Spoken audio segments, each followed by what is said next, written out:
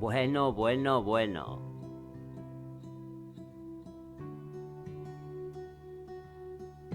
Muy buenos días, muy buenas tardes o muy buenas noches.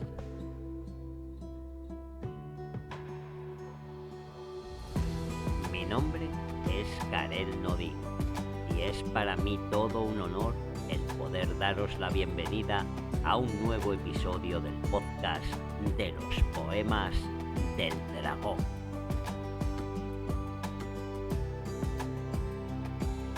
Hoy toca la segunda parte dedicada al diluvio universal. Os prometí una historia alucinante y os aseguro que eso vais a tener.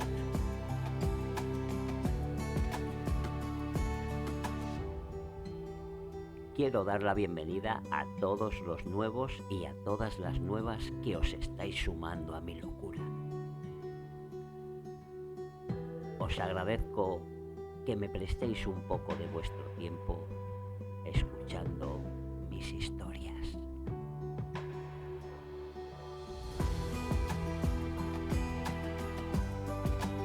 Casi llegaremos a 400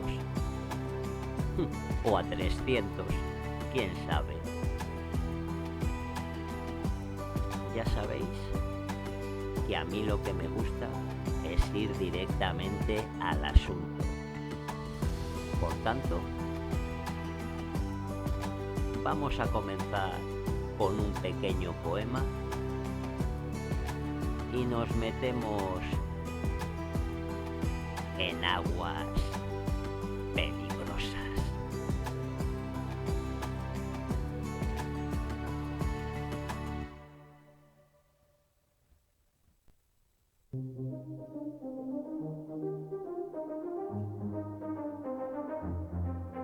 El golpe de Eleazar.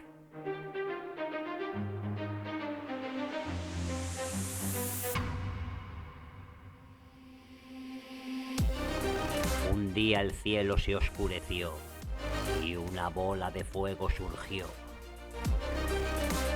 Era el golpe de Eleazar que nos venía a juzgar.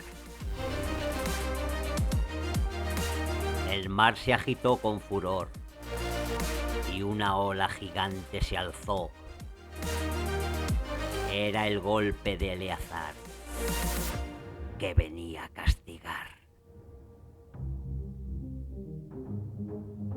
La tierra tembló con dolor y una isla se hundió. Era el golpe de Eleazar que la venía a borrar.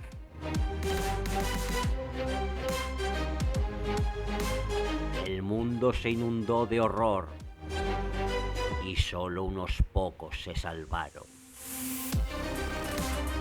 Era el golpe de Eleazar que los vino a renovar.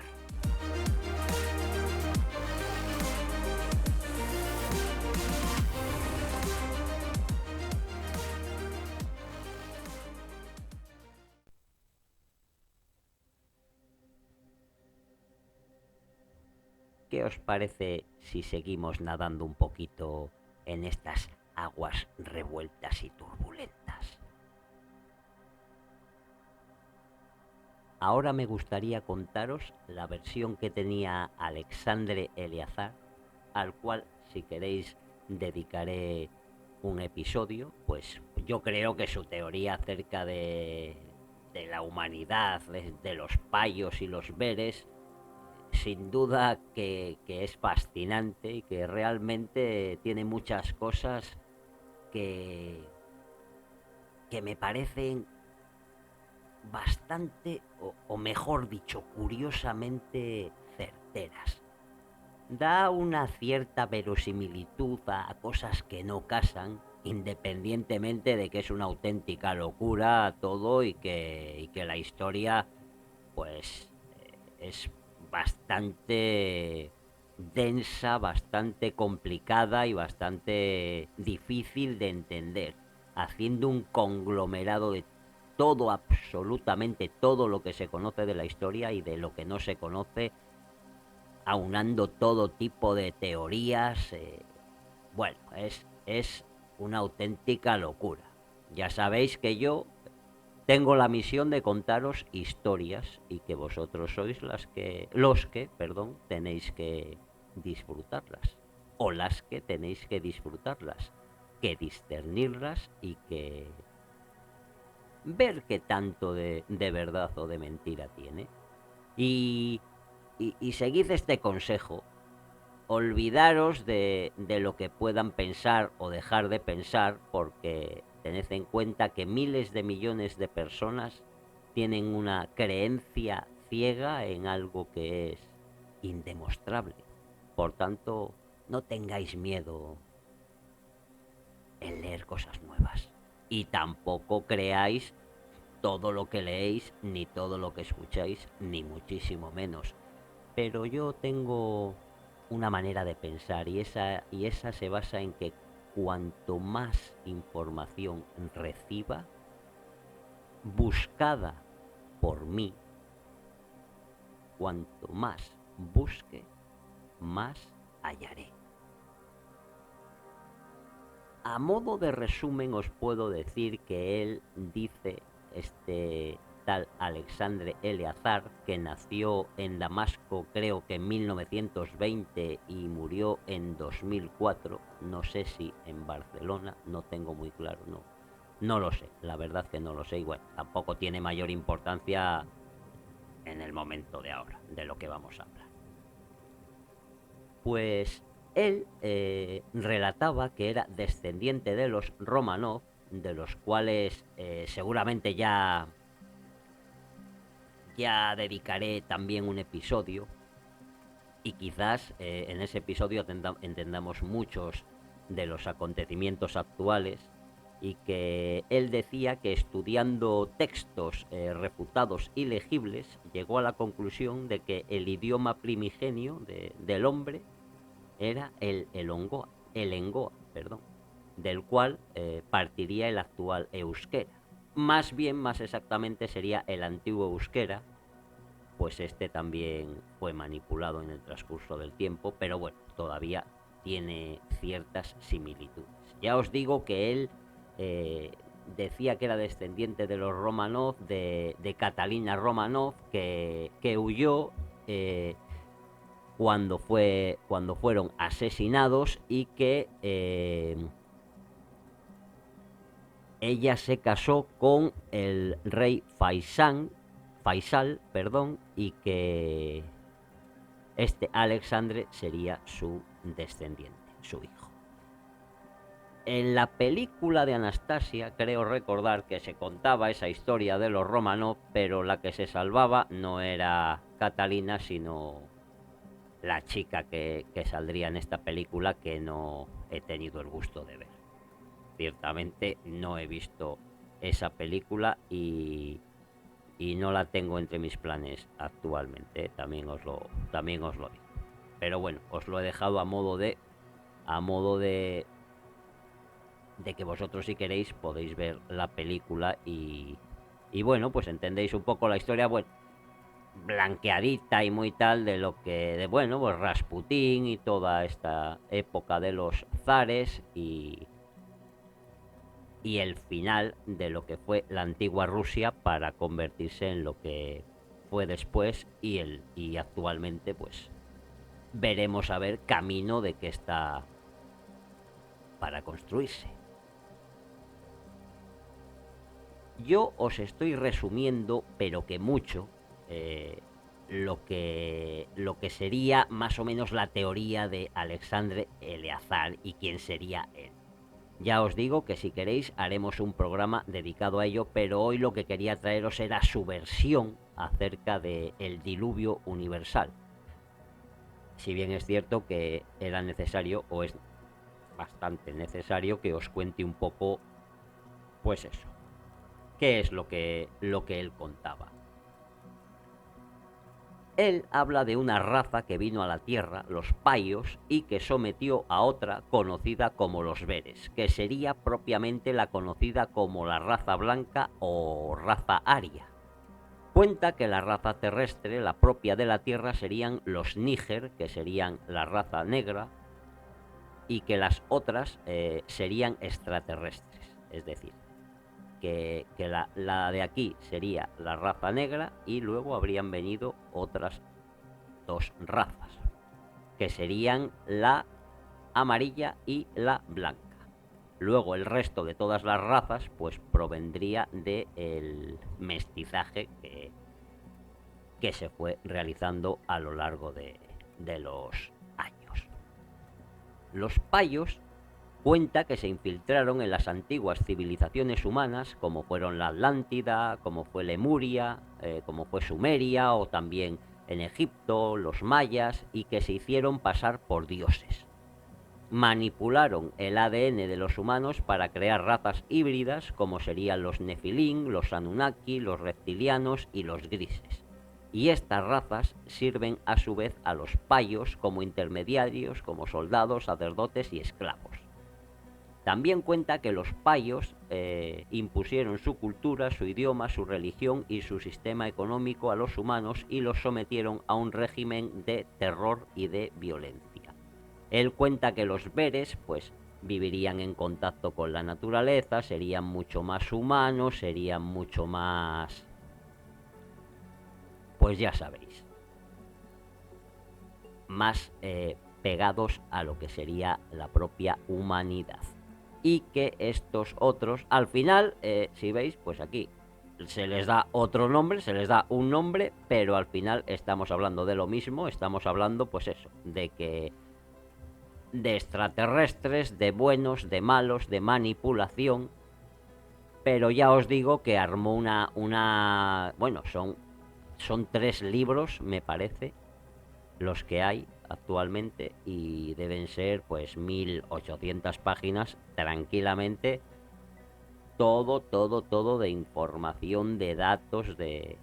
Bueno, pues él, por lo que se ve, llegó a descifrar textos, como os he dicho, refutados como indescifrables, y a través de ello llegó a la conclusión de un idioma primigenio para la humanidad que era el Engoa, y después pues ya utilizando todos estos conocimientos pues también había traducido las tablas cuneiformes, jeroglíficos, contaba que los jeroglíficos están mal traducidos. Bueno, él intentó dar una rueda de prensa, pero bueno, no le hicieron, fue allí por los 90, pero no le hicieron el más mínimo caso, pero absolutamente nada. Él esperaba, por lo que se ve, que le refutasen lo que él decía y entonces él daría las pruebas, pero no le dieron oportunidad a ello y fue, pues eso, totalmente obviado.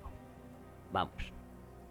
Y ha sido en estos últimos años cuando Internet ha hecho que su figura vuelva otra vez a tener un cierto número de adeptos que os diré, por los que conozco yo, que tienen auténtico fervor acerca de su figura y de la historia que cuenta. Y ya os digo que bueno, la gente lee muchos tipos de libros diferentes y yo creo que este libro, tomándole, ya os digo, como hay que tomar todas las cosas, con la precaución y el discernimiento que toda persona debe de tener y que debe de desarrollar, pues tiene muchas cosas que te hacen pensar, ¿eh? Yo eso os lo adelanto.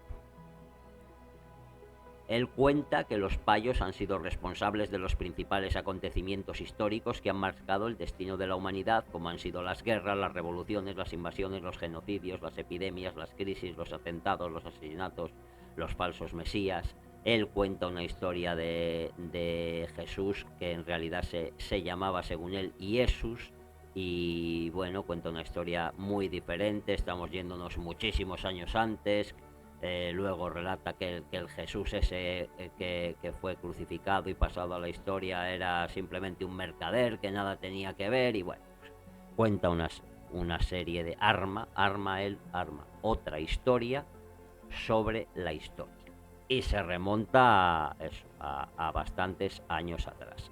Hay cosas que está claro que en la historia nuestra no cuadran, hay civilizaciones que no tienen sentido, hay una extraña mezcolanza en estatuas, en cultos con distintos nombres, pero lo mismo en... Bueno, lo hemos visto en el diluvio, que el diluvio es algo verdaderamente universal. Eh, pero literalmente en todos los rincones del planeta se ha hablado de que hubo tal evento en la antigüedad. Su objetivo, el objetivo de los payos, según él, es mantener a la humanidad en un estado de ignorancia, de miedo, de odio y de división para impedir su evolución y su liberación. Los payos también han creado las religiones monoteístas como el judaísmo, el cristianismo y el islam para engañar a los humanos y hacerles creer en un Dios único y falso que no es otro que el líder de los payos llamado Yahvé, Jehová o Alá. Al final ya ves como siempre que aquí sale mi amigo Yahvé, pero en todos los sitios, da igual, yo la historia que os cuente, da igual que este va a salir por ahí. Tened por cuenta que como exista, me está esperando fijo, ¿eh? Joder, es que es increíble. Ya veis, es que al final, pues, pues eso, él dice que los payos siguen actuando en la actualidad a través de sus agentes y organizaciones secretas como los Illuminati, los masones, los templarios, los sionistas, los nazis, los comunistas, los capitalistas, los globalistas, los terroristas, los extraterrestres, los ovnis.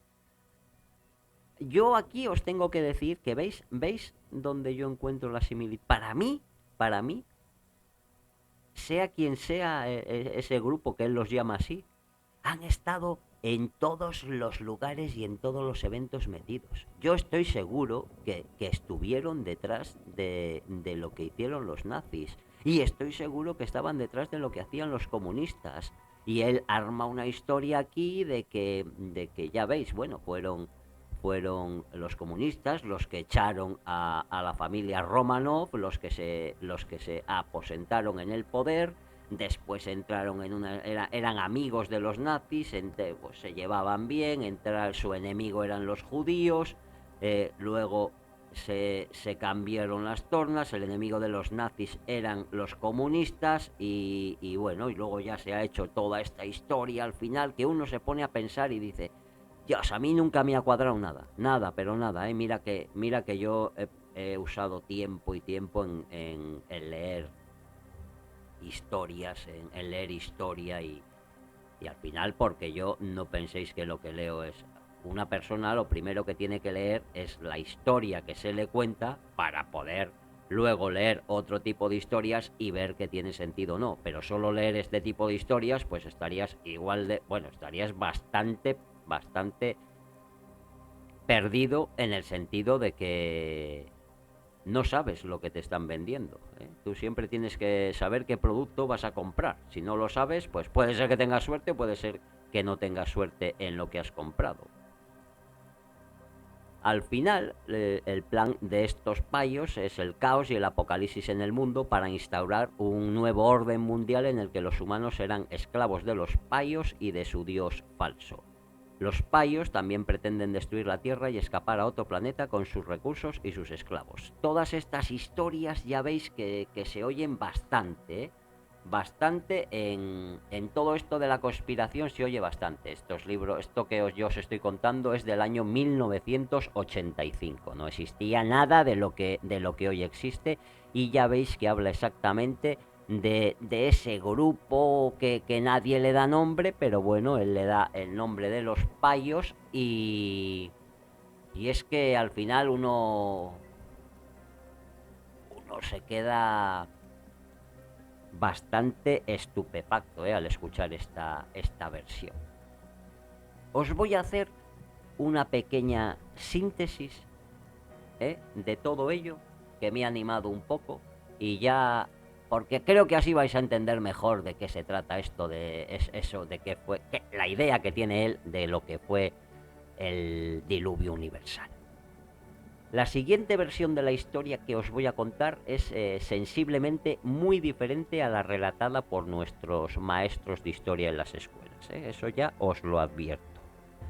A continuación vais a, vais a oír una síntesis de la crónica descifrada por Alexandre Eleazar a partir de diferentes escrituras antiguas, como ya os he dicho, incluidos jeroglíficos egipcios y escritura cuneiforme. Alexandre Eleazar fue un investigador de origen sirio cuyas teorías fueron reinterpretadas por Almán, autor del texto Lendanik, que quiere decir desde el principio. Después de varias décadas de investigaciones, Alexandre Eleazar publicó en 1985 el primer libro titulado Los Bere, de una serie en proyecto, Los Paios y la Bibele. La Bibele sería la traducción de lo que después fue la Biblia, aunque claro, completamente diferente. Participó en varias conferencias y realizó diversos artículos en la prensa, no obteniendo respuesta por parte de historiadores ni tampoco de organismos oficiales. Según Alexandre Eleazar, esta sería la historia. Dios Todopoderoso, Señor de los cielos, sería Jaungoico. Las personas de raza blanca, los Beres, creían en Dios Todopoderoso, llamado también, como os he dicho, Jaungoico o Señor de los cielos. Ese nombre parece el de Pokémon. Yo no he sido mucho del rollo este de Pokémon, pero me suena a mí algo así, pero mucho, ¿eh? Se denominaba así a aquel de entre los más sabios del cielo, quien había conseguido desentrañar los misterios de Ra, siendo capaz de crear como él y perfeccionar sus creaciones. Ra, ya sabéis que es el dios de los egipcios, el sol. Para los Bere, Jaungoico era el gobernante de los cielos al cual debían obediencia en honor a su demostrada sabiduría y justeza. Dios Be, el zar de los Ele. También creían en Dios Be, Dios segundo en lengua eduen, quien, siendo el zar de los Ele, era el heredero al trono del reino de los cielos. Ya os digo que aquí, como veis, está también, pues claro, hablando de los romanos, siendo el descendiente de los romanos, está muy centrado en lo que sería los zares. A mí siempre me ha sorprendido mucho, eso sí que os lo diré, y por eso es que esto me sorprendió aún más, porque a mí esto de las cosas que no tienen sentido, a mí que Iberia estuviera aquí abajo y Siberia allá arriba, siempre me trajo, siempre dije, joder, es que no puede ser, es que no tiene ningún sentido. Entonces, por ahí van los tiros de estas cosas. Sabes que si tú tienes ciertas preguntas y hay otros que por alguna extraña razón que no tiene nada que ver, han hecho ahí una historia un poco diferente o muy diferente, pues te quedas eso, con un toque ahí de decir, cuidado. La raza blanca en esta tierra fue generada a partir del esperma del zar de los Ele, estirpe blanca de hombres que habitan los globos antiguamente conocidos como Eliseo, al cual el mismísimo Jaungoico le encomendó la misión de crear la raza blanca en este globo terrestre. Al decir globos se refiere a planetas. Para llevar a cabo dicha misión, el Señor de los Cielos bendijo la boda del zar de los Ele con su hija Maistatu, la cual sería luego conocida en la tierra con el nombre de María. ¡Ojo, Debido a un accidente acaecido a bordo de la nave de los que portaba a este globo terrestre rumbo a su misión, el zar de los Ele perdió la vida, pero se pudo conservar el semen de su cuerpo maltrecho. Y ya fue en el año 10.876 antes de nuestra era que la nave estelar de Valedén, tripulada por las Tres Marías, palabra queriendo decir cosmonautas, aterriza en este globo terrestre en el lugar actualmente conocido como México, o México para ser exactos, y no muy lejos de su capital. Cuidado, ¿eh? Cuidado, cuidadito. La nave estelar se llama Valedén. Edén, ¿eh? El Edén, tripulada por las tres Marías, que él tradujo como cosmonautas y que aterriza en este globo terrestre. No me digáis que no es para flipar la historieta, ¿eh? A esta región se le llamó después Améric, que en lengua eduen significa el contacto final. O sea, la tierra donde finalmente se posó la nave después de dar 7 vueltas en torno a la Tierra. Una vez más, el 7.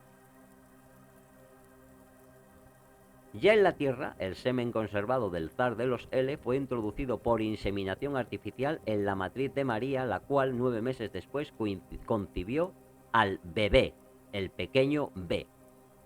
Ojo, porque esto es luego lo contado por lo que sería la concepción de Jesús, esa similitud de bebé, como el pequeño B. O sea, la historia, no me digáis que no es, pero alucinante, ¿eh? Así fue como pudo volver a tomar cuerpo por transmigración anímica el zar de los L, quien de esta manera fue el primer hombre blanco nacido en esta tierra y hacedor después de toda la raza Bere. María es por tanto la abuela de la humanidad blanca. Aquí tenéis que tener una similitud con que muchas, sobre todo ahora en esta época actual de mayor presencia de la mujer en la historia y en todo y en todos los ámbitos de la vida, como debe de ser, y como ellas ya intuyen que fue en un comienzo, y como tantos pensamos que así fue en un comienzo, porque al final y a la postre es la única manera de que exista la vida, a través de la concepción de la mujer, siendo verdaderamente naturales. Ya veis que aquí se usó la tecnología, eso al final, de eso hablan muchos, dicen que ese suceso solo pudo tener lugar si había una intervención extraterrestre en ese acontecimiento, por la Biblia llamado ángeles. Ya veis que tergiversar la historia y manipularla en tu interés sería muy, pero que muy fácil. María es por tanto, como os he dicho, la abuela de la humanidad blanca, y el B fue apodado por los payos con el apodo de Jesús, que quiere decir creado sin el auxilio de varón. Ya veis que ese ha sido un gran cisma dentro de la Iglesia, la Inmaculada Concepción, si la Virgen tuvo o no relación con José. Eso ha traído por la calle de la amargura, y ya veis que en este caso sería absurdo todo eso, porque una vez más sería para dividir en base a una mentira. Después, en el tiempo y en toda la tierra, se le conocería más con este nombre que con otros como Goberiel, Gabriel, Eleazar, zar de los L, El, etc. Estos son los legítimos y originales personajes de Jesús y de María, los cuales jamás nacieron en Tierra Santa, Tarsáis, ni fueron protagonistas de los episodios narrados en evangelios cristianos. Jesús no murió crucificado, sino de muerte natural, y en su lecho de Dajselbeil, actual Biblos, en el año 10.094 antes de nuestra era. Jesús fue enterrado en donde hoy se yerguen las ruinas del llamado Templo de Salomón en Jerusalén, y su tumba fue conocida indistintamente con los nombres de Daveda y El Judais. Él también cuenta que Moisés se presentó ante este dios B pidiendo perdón porque estuvieron implicados en el asesinato de María y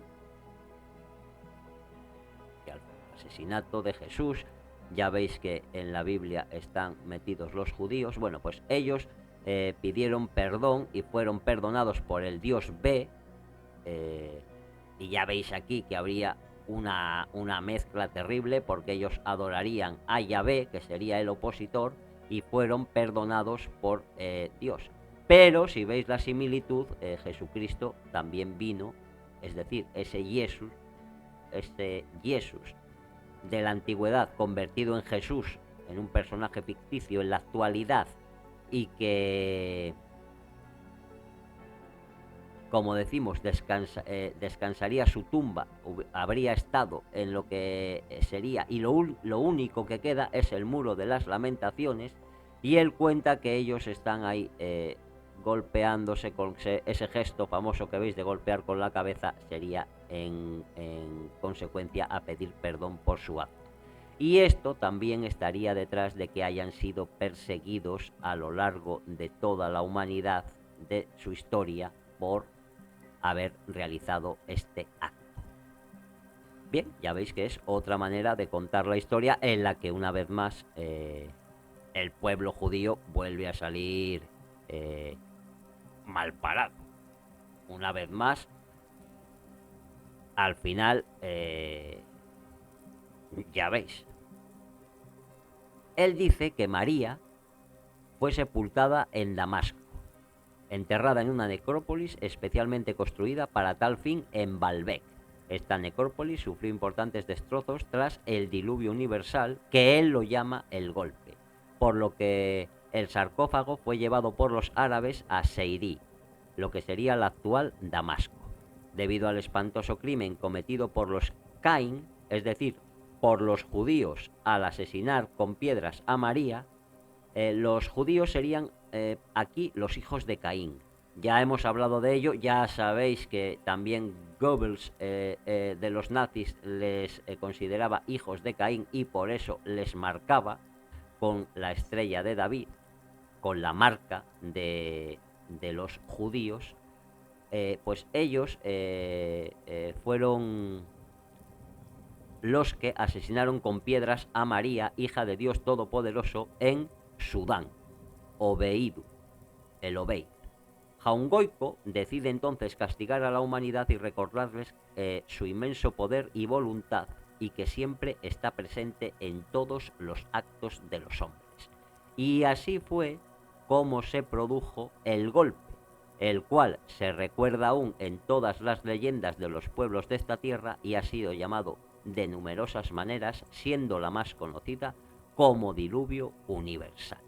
Yo creo que ya os he hecho la introducción necesaria para que sepáis de qué estamos hablando y para que hayáis cogido interés y me pidáis en comentarios que os cuente esta historia, que os hable un poquito de esta historia, que ya veis que va a ser bastante diferente a lo que tenéis habituado a escuchar, pero que sin duda vais a encontrar muchas cosas de bastante importancia y de bastante relevancia en el mundo actual. Cositas que sin duda te van a dar un poquito para pensar. Para pensar que no te importen los nombres, pero sí te importen los hechos. Así que, hecho esta pequeña introducción, ahora ya sí vamos a hablar de la teoría de Alexandre Eleazar acerca del diluvio universal.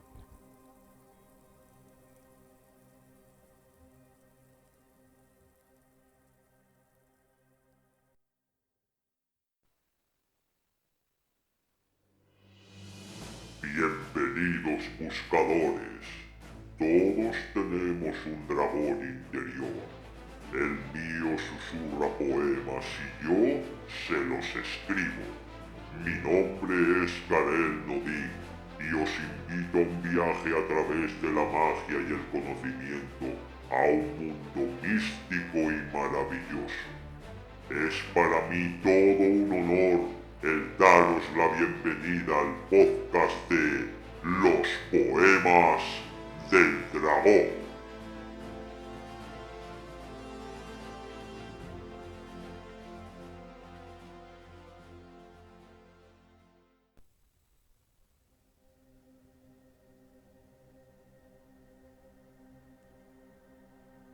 El golpe, o diluvio universal, produjo formidables cambios geológicos y climáticos en la Tierra. Este se produjo por la aproximación deliberada por Dios a nuestro globo terrestre de un astro el cual rozó ciertas zonas de la Tierra. De la fricción gravitacional producida por este astro teledirigido, grandes áreas de la Tierra quedaron calcinadas a causa del inmenso calor generado. Los polos terrestres se vieron alterados y ello produjo numerosos terremotos de escala apocalíptica. Donde antes había llanuras, se alzaron cordilleras enteras de montañas, mientras que otros lugares fueron hundidos en las aguas de los océanos y los mares. A causa del golpe, las tierras del actual continente americano, que antes estaban pegadas a los continentes de África y Europa, se trasladaron miles de kilómetros hacia el oeste. Estas son las tierras de la Atlántida, que se recuerdan aún en muchas leyendas de los pueblos de ambos lados del océano Atlántico. Yo siempre he creído que ese nombre de océano Atlántico también tiene bastantes cojones, por así decirlo. Y otra vez más, mira, otra teoría que te digo una cosa, no te pueden decir que es verdad, pero no te la pueden echar abajo. Porque está claro que si nos metemos en estos terrenos, de haber sucedido un evento así, eso ciertamente tiene cierta verosimilitud. Entrando todo, ya sabéis, en teorizar, en auténticas hipótesis, auténticas idas de olla, pero ya sabéis. Manoa, la famosa capital de los Payos, quedó cubierta por las nieves en el extremo sur, ahora separado del continente americano. El excesivo calor producido por la fricción gravitacional del astro enviado por Dios hizo que la temperatura de la Tierra y las aguas ascendiera de tal forma que cientos de miles de millones de metros cúbicos de agua se evaporaran, cubriendo todo el globo de una densísima capa de nubes. Días después, al enfriarse las temperaturas, comenzó a llover en todas las latitudes por semanas enteras y con tal fuerza que grandes áreas de la Tierra quedaron cubiertas por las aguas. Esto es lo que se conoce como el diluvio universal. El zar de los L fue el que escribió el Bibele, lo que sería la Biblia, actualmente Biblos, por así decirlo. 3 años después del golpe, el zar de los L termina de escribir el Bibele, que significa el destino de los Vele, en escritura anere, hoy conocida como cuneiforme. En el año 10.094 antes de nuestra era moría el Daxevil, llamado después Bibelos, y actualmente Biblos.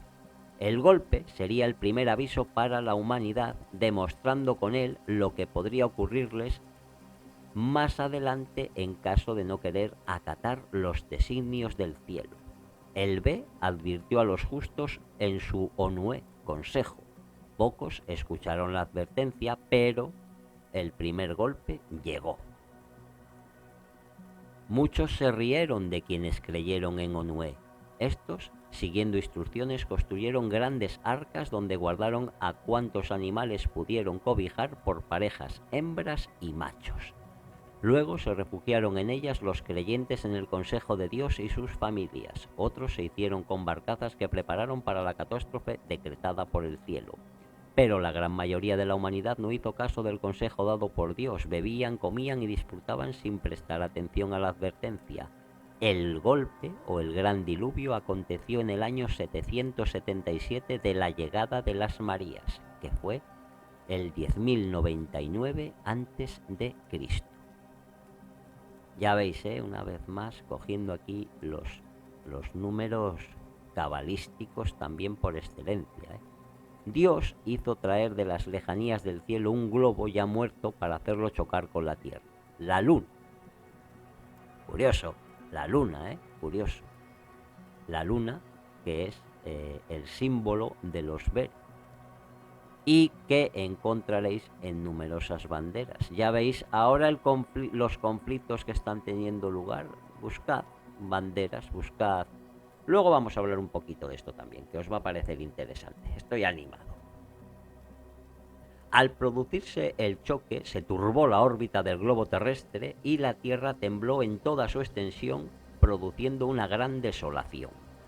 Las aguas de los océanos, mares y ríos se salieron de sus cauces, inundando grandes regiones de tierra firme y hundiéndolas bajo su tempestuosa acción. Grandes terremotos asolaron la Tierra de norte a sur y de este a oeste. El continente americano, en el sur, quedó separado de África, trasladándose hacia el oeste unos 4.000 kilómetros, y toda la placa continental se deslizó bruscamente miles de kilómetros hacia el oeste, alcanzando su parte tocando al Océano Pacífico. Así fue como surgieron los Andes, elevándose en un solo día miles de metros sobre el nivel de las aguas. La ciudad de El Dorado quedó sumergida bajo las aguas. Ya veis, el famoso El Dorado, ¿eh? Y muchas otras ciudades fueron destruidas por completo. El Urioro, el canal del Atlántico cuyas aguas separaban la actual Sudamérica de África, desapareció al ser engrandecido considerablemente por un gran mar lleno de lodo y vegetación desgarrada de la tierra. Un mar sombrío e innavegable, por muchísimas décadas. El Sáhara, antes lleno de lagos y bosques, quedó totalmente calcinado. Violentos fuegos acabaron con la vegetación. Luego, las prolongadas sequías producidas por los drásticos cambios climáticos lograron la desertización de la zona. Dios lo convirtió en desierto yermo y en gran frontera entre el norte y el sur. Zonas de Asia sufrieron grandes cambios geográficos. El clima, la duración del día y de la noche se trastornaron completamente. La Tierra, antes más cerca del Sol, se vio trasladada a una órbita mayor, más alejada del astro Sol. El año, que antes del golpe duraba solamente 302 días, pasó a durar 365 y un cuarto. El golpe acabó con la vida de las 3/4 partes de la humanidad y bajo su acción casi todos los grandes animales del pasado desaparecieron. La Tierra quedó gravemente trastornada, quedando muchos territorios aislados de otros por centenares de kilómetros de mares intransitables por el lodo y la vegetación, o vastos territorios anegados por los pantanos y regiones yermas castigadas por un sol implacable. América, que era la tierra de origen de los Bere y lugar de aterrizaje de los Pales, quedó sumida poco a poco en el olvido. Pronto, para media humanidad, pasó a ser una tierra legendaria para los supervivientes de Europa, Asia y África. De igual manera, los americanos olvidaron poco a poco que más allá del gran mar existían tierras y hombres. Europa, Asia y África se convirtieron en una leyenda cantada por los viejos de las tribus. El mito de la Atlántida tiene su origen en el primer imperio de los Paios, mas también se mezclan en él el origen de los Bere y el Dorado. La Atlántida era lo que hoy se conoce como América, lo que queda de aquel vasto continente que se situaba mucho más cerca de Europa y África que en la actualidad. En realidad, que la Tierra era una, y que es la única manera de que en la antigüedad se vean tantas similitudes en palabras, construcciones y relatos. Esto, sin duda, tiene mucha verosimilitud. No lo puedo negar. Yo no lo puedo negar. Yo ya sabéis que me gusta leerlo todo y hacerlo con discernimiento, pero he de decir que hay muchas cosas que no me han cuadrado nunca y que, sin decir que esto es lo que sucedió, sí que digo que algo de razón lleva. Algo de razón lleva. Y si nos ponemos a hablar de dioses y de todos estos asuntos, pues la tecnología que se puede usar es, ya os digo, que inimaginable.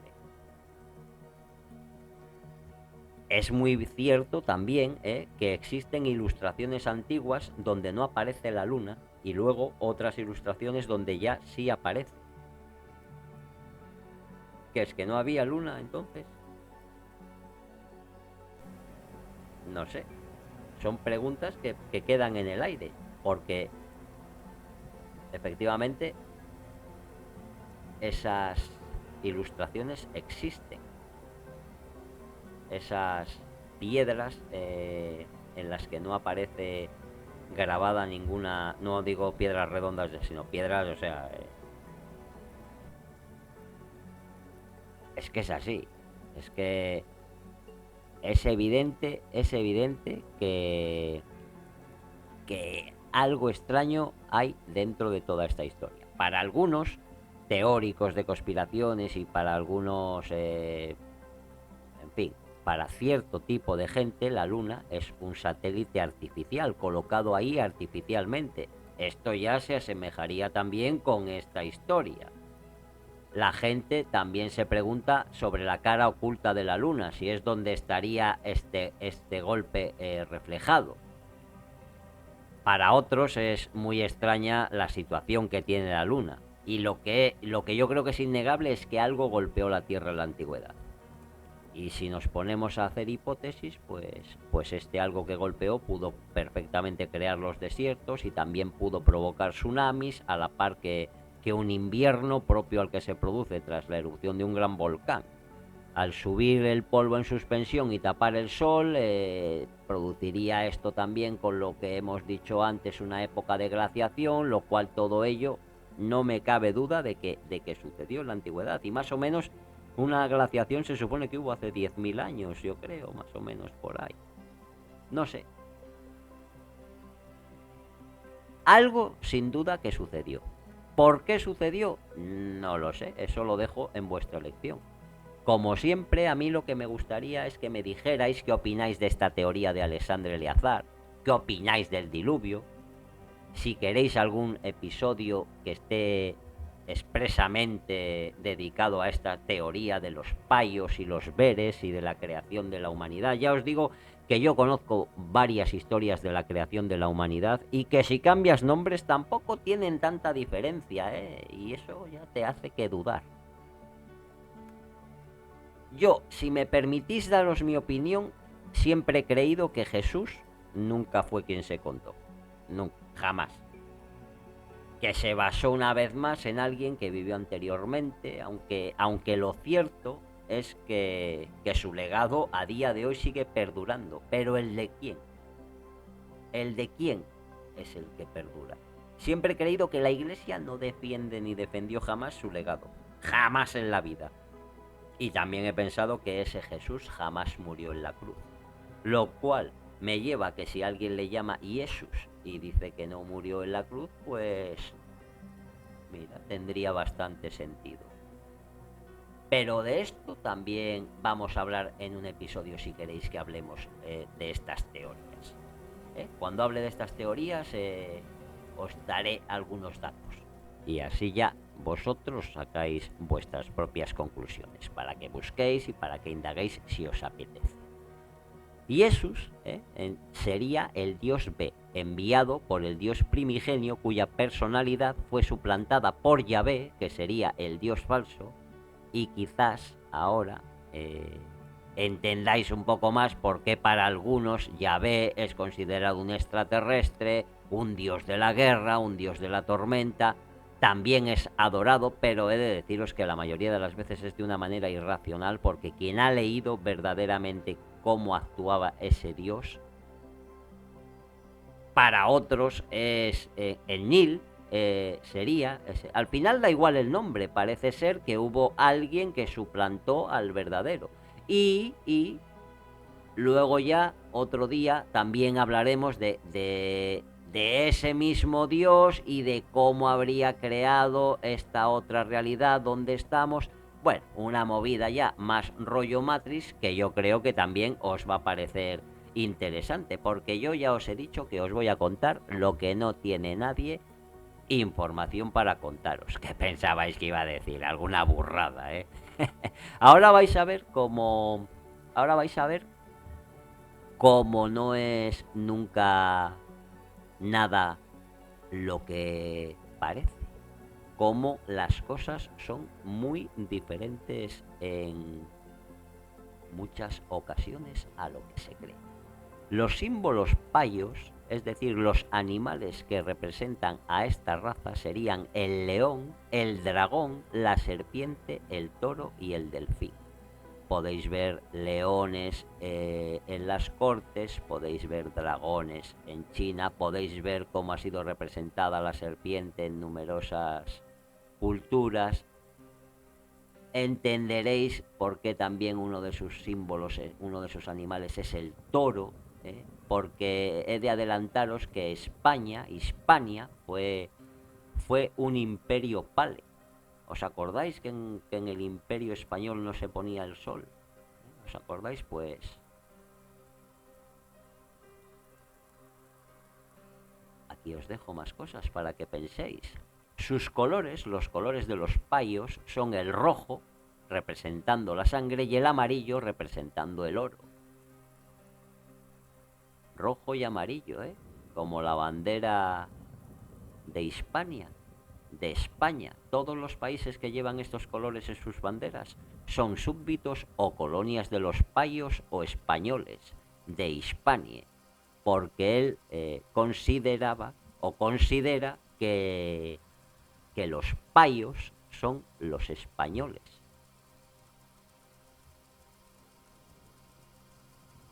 En cuanto a las palabras que nos ayudan a identificarlos desde que llegaron a este globo, son pa, pale, ra. Como curiosidad, por ejemplo, en el interior de la mezquita de Córdoba hay una estatua original de los Beres y representa a un águila, que es el símbolo de los Bere, aplastando a un toro, símbolo de los payos. Quizás ahora veáis la Reconquista desde otro punto de vista y quizás entendéis por qué la Primera Guerra Mundial fue para acabar con los Romanov principalmente. Quizás ahora os preguntéis por qué a España se le llama la piel de toro, por qué Israel ataca al Líbano, por qué los comunistas son lo mismo que los capitalistas, por qué la división es la mejor arma, por qué uno defiende unos ideales con la mejor intención y lo que hace es defender al enemigo de la humanidad. Como os he dicho, la estrella de David es uno de los símbolos payos por excelencia. Los nazis siempre trabajaron para este plan, sabiéndolo o sin saber. Y aquí es donde entraríamos en otra de las teorías que existen, de que la idea inicial de los nazis era una, pero después se transformó completamente para acabar con el pueblo judío con las intenciones posteriores de crear la situación que vino después. Ya sabéis que esto son todo teorías, pero lo que es innegable es que los nazis realizaron un exterminio sistemático judío, entre otras razas, y que eso pudo estar auspiciado por los mismos judíos infiltrados dentro de todo para que se llevara a cabo este plan, para la posterior creación del Estado de Israel y su supremacía en todo el globo terrestre. Ya veis que aquí, otra vez más, las historias de conspiración, las conspiraciones judeo-masónicas vuelven otra vez a estar en la palestra. A mí jamás me vais a ver que me una a nada que no sea yo. Porque sé que aun sin saber por qué algo no cuadra, y ya os he dicho que vosotros y yo vamos a intentar armar esas piezas. Y si no, nos vamos a entretener un poco jugando con el puzzle, ¿no?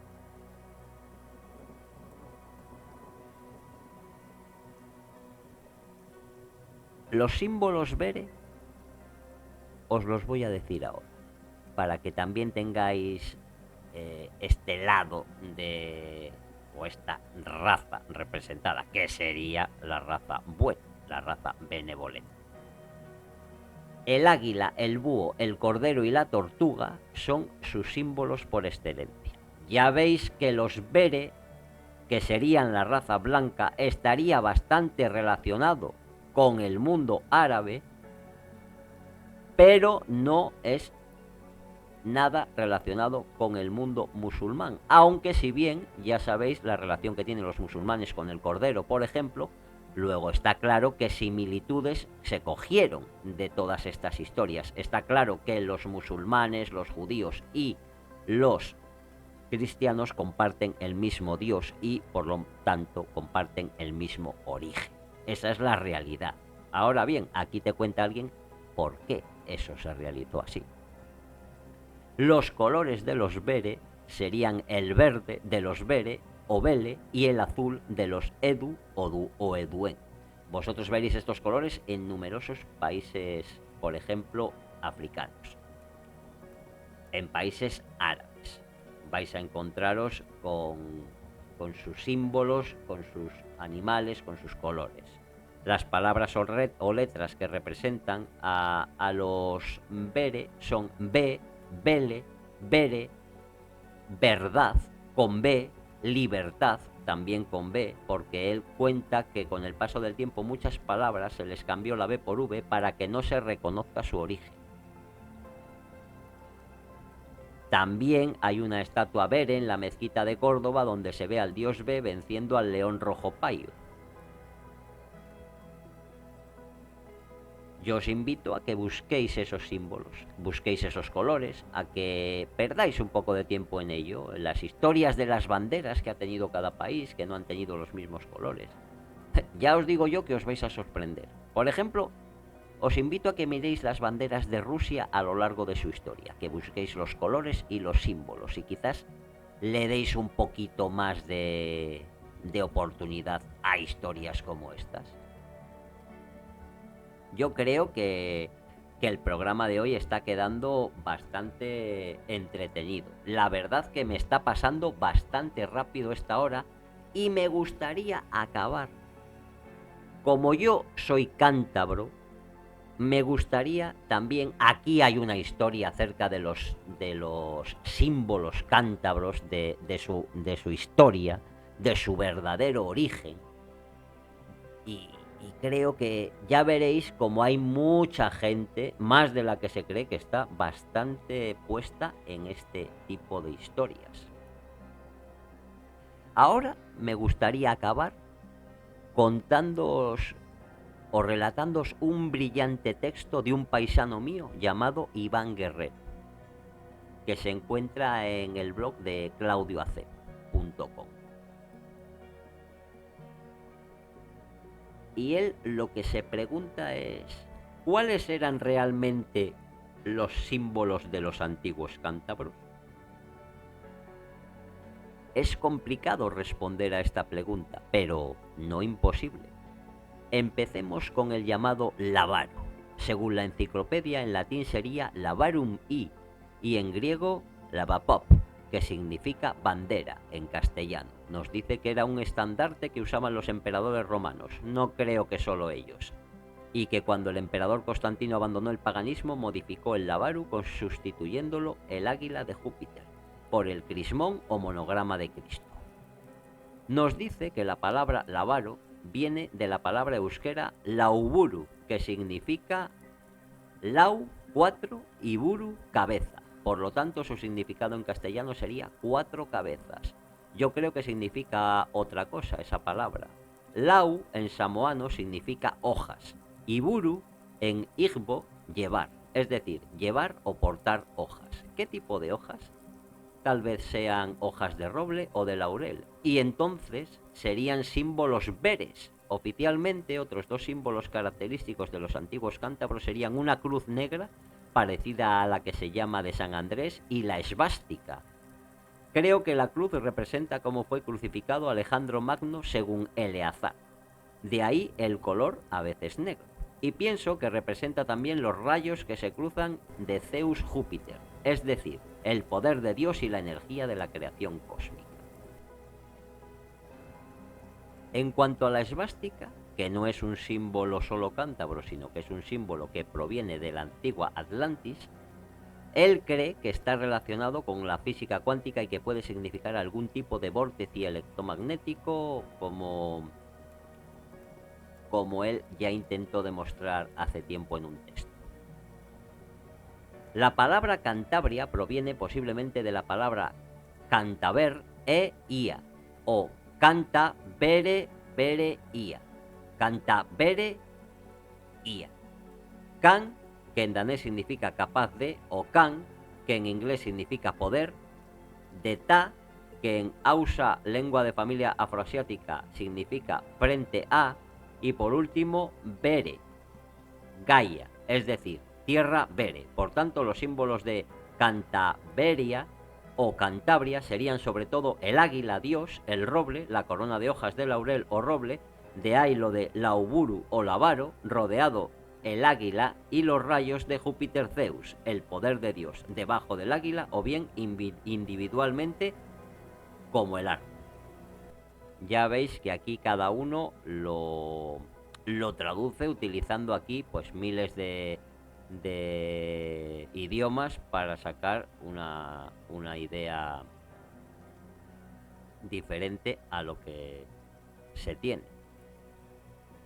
Pero realmente sí que hay un cierto oscurantismo, podríamos decir, sobre el verdadero origen del Lavaru, de esa esvástica aquí en Cantabria, bueno, ese símbolo que se le llama suástica, pero que si queréis un día hacemos un programa y hablamos de este símbolo expresamente, porque es un símbolo maldito, pero yo os voy a enseñar que ese símbolo fue utilizado por un grupo de gente, pero ese símbolo es ancestral, y ha sido denostado precisamente por lo que yo os digo, porque hay cosas que se han hecho a lo largo de nuestra historia precisamente pensando que se trabajaba para el bien y en realidad se trabajaba para el enemigo, se era un enemigo más. Yo ya sabéis que me gusta andar siempre en libertad. Todos estos símbolos podrían estar juntos a la vez o algunos de ellos por separado. Eso da lo mismo, pues lo que importa es que todos son símbolos veres y esa es la verdadera raíz cultural cántabra. Y dirán, pero con todos esos símbolos se parecería mucho al emblema representativo que conocemos del Imperio Romano. Cierto, pues los compartimos, aunque no tanto su cosmovisión de la vida, y de ahí nuestros terribles enfrentamientos. Oficialmente fueron 10 años. Y es que cuenta él que según Eleazar el Imperio Romano era una especie como de mezcla bere-paya. De ahí que algunos de sus símbolos eran veres y por otro lado utilicen los colores solares rojos y amarillos, payos. Resumiendo, el Lavaru cántabro, con sus colores rojo y púrpura, colores fenicios payos y amarillo dorado con la representación solar, otros dicen los movimientos lunares, es un símbolo payo y no vere. Lo que no tiene mucho sentido es que tengamos una palabra de esencia vere, como lo es, por ejemplo, la que nos denomina nada menos que como pueblo y que es Cantabria o Cantaberia, y luego nos impongan banderas con símbolos solares payos representativos de ese pueblo. Ya veis que este muchacho se pregunta sobre el origen y a través de los textos, que es lo que hace mucha gente, Mucha gente ha leído todo esto de Alexandre Eleazar y ha seguido avanzando y avanzando para poder él también hacer sus propias traducciones y sus propias mezclas a lo largo de sus estudios, para ellos tejer la historia que tampoco les cuadra, porque aquí lo que estamos es para intentar reescribir la historia de la manera más fidedigna posible, y para ello tendremos que coger un gran lienzo y, como unos pintores pirados y locos, ponernos aquí en pelotas, naturalmente, a pintarlo todo, cogiendo todas las piezas que tengamos, lanzándolas ahí, intentando armar de la manera más lógica posible, dentro de que estamos hablando de algo muy complicado porque la historia nos ha sido ocultada. Si queréis algún día también hablamos de la Biblioteca de Alejandría, de las expurgas, es decir, de esas quemas sistemáticas. Vosotros no os hacéis una idea de la cantidad de libros que se quemaron después de la Segunda Guerra Mundial. ¿Por qué lo primero que se hace cuando se entra a un país es quemar sus museos? Quizás ahora entendáis por qué en el Museo de Irak se hizo lo que se hizo, porque las tierras veres todavía conservan mucha de esa historia. No os quiero contar lo que hay en Siria, por ejemplo. estaríamos hablando de la tumba de María, estaríamos hablando de esa extraña... Es que estamos en unos momentos tan decisivos que encontrarte historias como estas, creo que son dignas de que las escuchéis y de que le deis un poco a la imaginación, porque quien ha defendido a Siria ha sido Rusia. ¿Pero qué Rusia? Esta Rusia actual que todos hablan que quiere volver a la época del zarismo y es lo que hace temblar. ¿Pero a quién hace temblar? Bueno, pues aquí tenéis otra historia para que le deis un poquito a la cabeza y veáis, por ejemplo, qué colores son las banderas de la bandera del Líbano, por ejemplo, y por qué este... Porque al final estáis encontrando actores, terroristas, países, no sé qué, pero ¿y si detrás de todo realmente hubiera una mano que lo maneja? ¿Y si hubiera dos bandos? Quizás no sabes al bando que estás defendiendo. Ya sabéis, yo estoy para contaros lo que nadie os va a contar. Y no me creáis. Esto es lo que suele decir Morfeo siempre. No creáis nada de lo que digo. Investigad por vosotros mismos y llegad a vuestras propias conclusiones. Si uno no tiene libertad absoluta, si uno pertenece a algo, no tiene la capacidad de acción. Y hay gente que ha nacido para ser libre, para vivir en auténtica anarquía.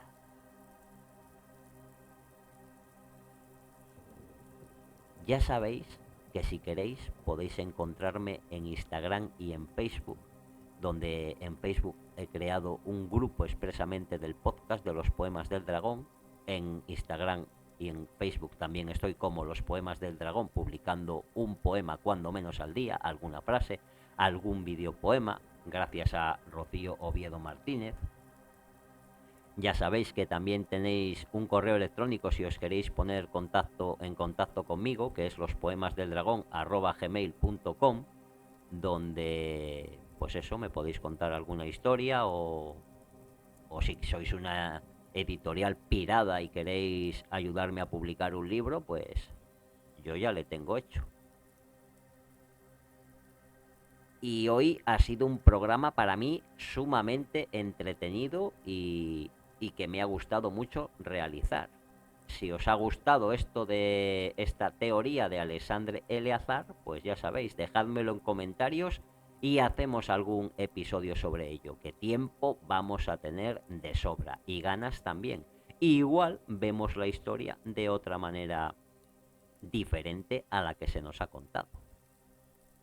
Dicho esto, no me queda nada más que daros las gracias por todos vuestros comentarios, por vuestros likes, por vuestras suscripciones, que me ayudáis mucho con cada uno de estos actos y que paséis un maravilloso día, una extraordinaria tarde y una lúgubre y oscura noche y saludos de dragón.